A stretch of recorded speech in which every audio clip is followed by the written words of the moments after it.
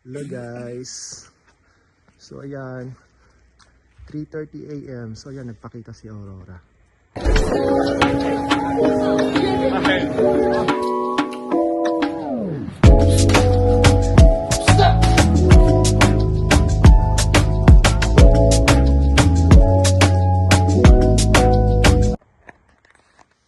So ayan guys, dito lang yan sa harap ng bahay namin. So ayan, nagpakita si Aurora. So ayan, time check 3:30 AM o 3:40 na siguro, madaling araw. Kanina rin actually sa work. So nung paglabas ko, yan, nagpakita rin yung si Aurora. Actually mas malakas doon sa work namin kanina. Ano, ganda oh. Wow. Yan. Grabe, lakas. Hindi ko in-expect na magpapakita si Aurora.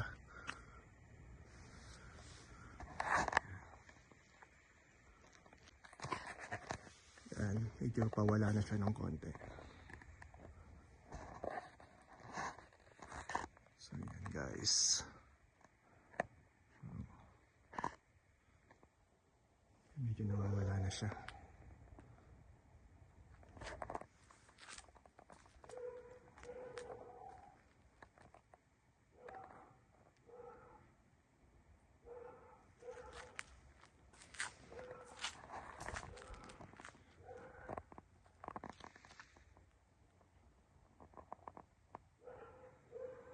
Guys, pasok na ako, medyo malamig na.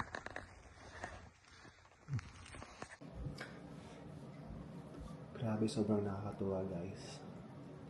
Hindi ko na-expect na makikita ko yung Northern Lights ganitong oras. Yan, kanina pag out ko sa work. So, kitang-kita namin, bigla nagpakita yung aurora. Talagang sobrang ganda niya. Tsaka kitang-kita talaga siya. Tapos nung pag-uwi ko ng bahay, hindi ko na-expect na magpapakita pa rin yung Aurora Borealis. So, sobrang nakakatuwa.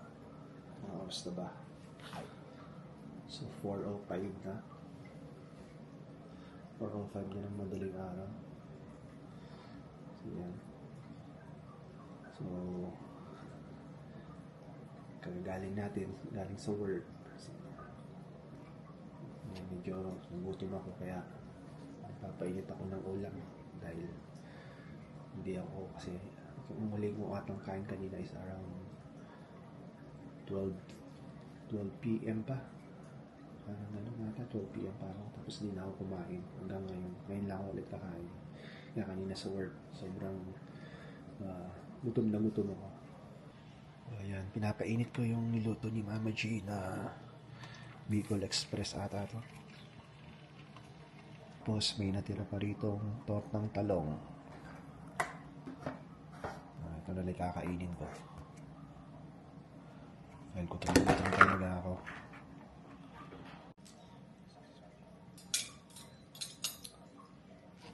Sabi ko hindi mo na ako kakain ng rice.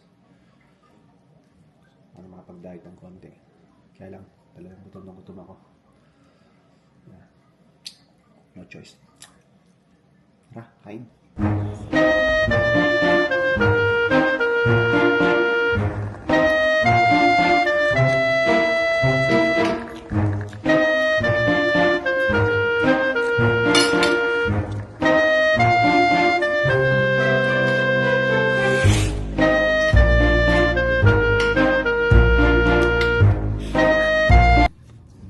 Hello guys. So, papunta kami doon sa house ng classmate ni Sofia. So, pipick upin namin siya. So, nagpunta siya doon na nag-play sila ng kanyang classmate. So, in-invite siya para mag-play. Tapos ngayon, pupuntahan namin siya. Ayan, on the way na kami. Lapit lang naman siya, 2 minutes drive.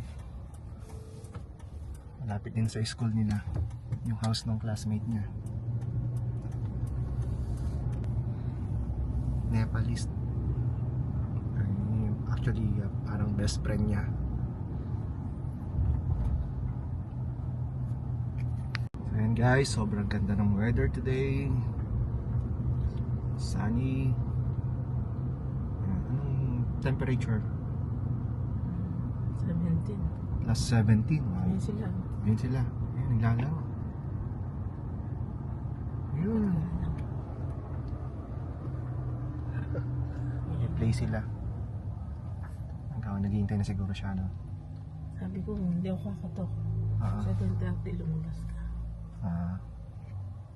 So, bali yan pala guys, yung school ng aking mga kids. Yan, sa Shawnee May Seneca. Yan, dati din ako nagpa-part-time dyan. Kaya lang, nag-quit na ako. Pero, sinabihan ako ng supervisor na kung gusto ko raw bumalik next school year. So, welcome naman daw ako. Yan, so nagpa-part-time ako dun as lunchroom supervisor.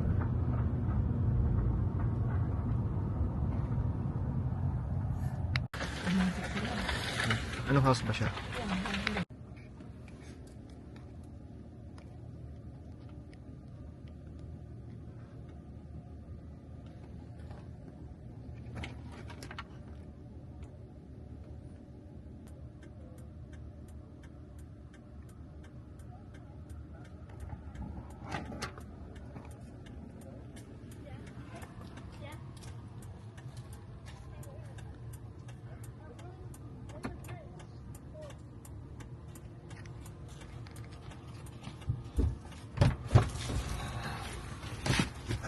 Was 10:30 is 7:32. Nag-enjoy ka ba, Sophia? Yeah.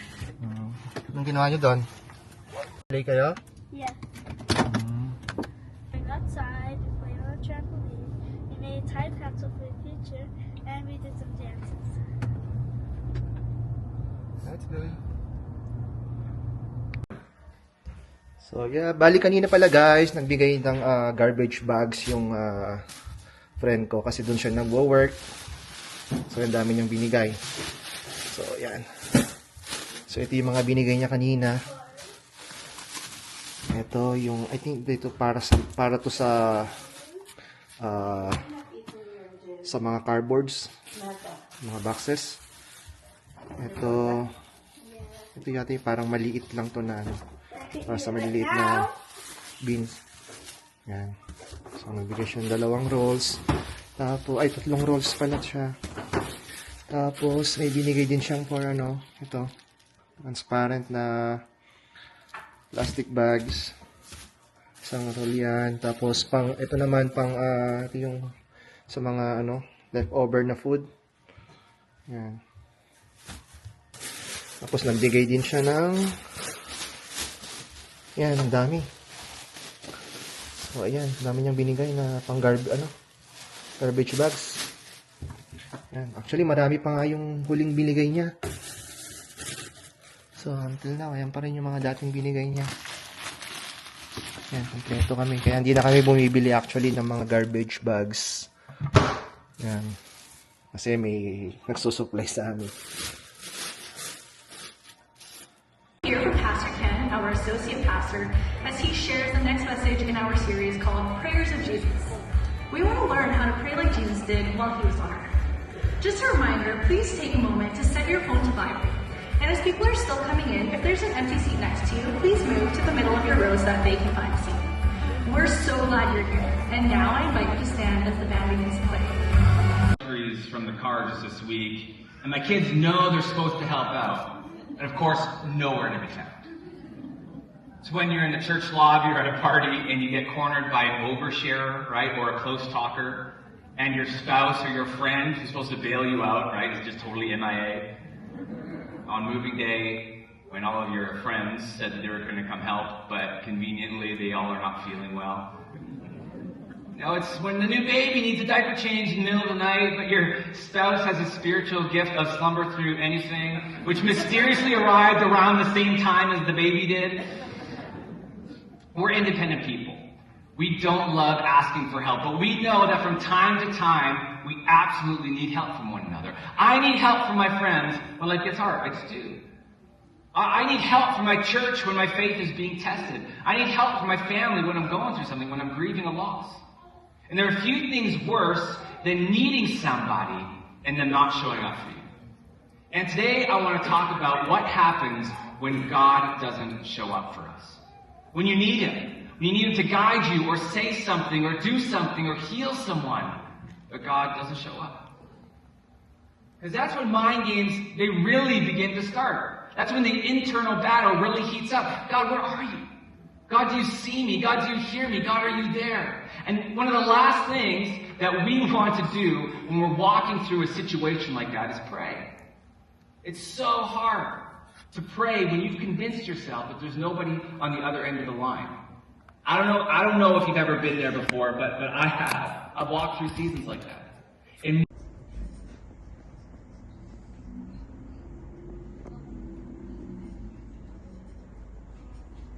Why not?